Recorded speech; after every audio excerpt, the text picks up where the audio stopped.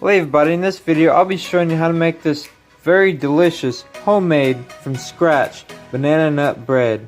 I hope that you all enjoy this video, and if you do, hit that like. Now let's go ahead and get cooking.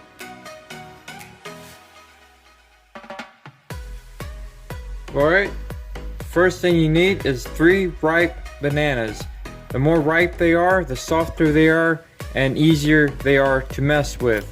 You're going to need to peel each one of these in this bowl and take a fork and mash them down until they're all smooth.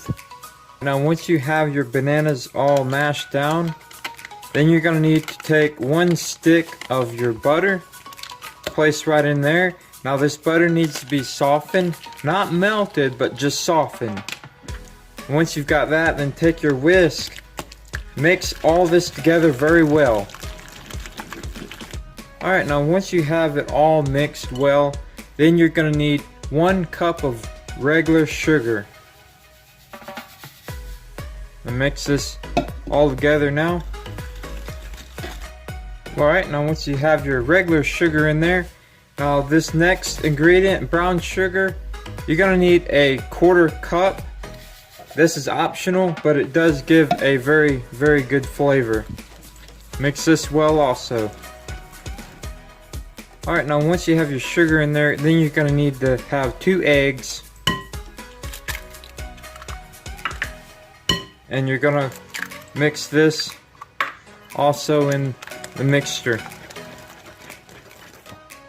Alright, now once you've got that, then you're going to need a full tablespoon of your vanilla extract.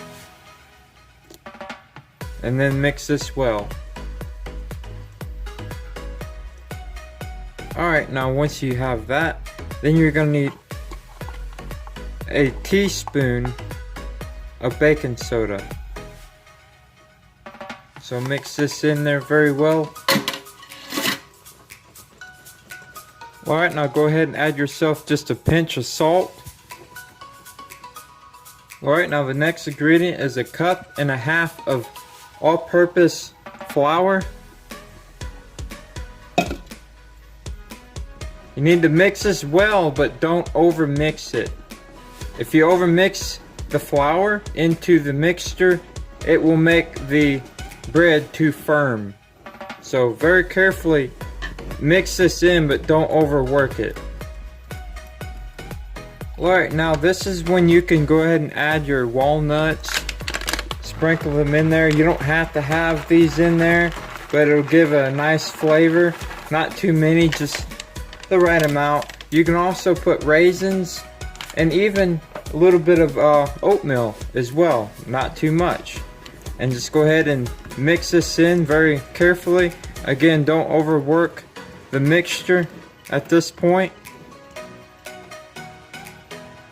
Alright, now this very last ingredient is a special secret ingredient that I like to use. It's buttermilk. Now don't be scared about the buttermilk. The buttermilk flavor will not taste like buttermilk in this mixture. Just put in just a little bit. This is optional. You don't have to have it, but it will make it very fluffy and creamy at the same time, dense like it should be. Alright, now grab yourself a loaf pan. As you see, I sprayed it down really well with some non-stick spray. The last thing you want is the mixture to stick to it in the oven.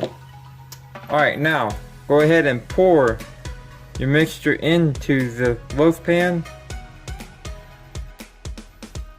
Alright, now once you have it in your pan, go ahead and stick it in your oven. Again, preheated to 350 and let it bake for 1 hour. Alright, now after an hour, this is what it should look like. So go ahead and take it out and let it set for a good bit. Let it cool off before you take it out of the pan. Alright, now it should look like this here.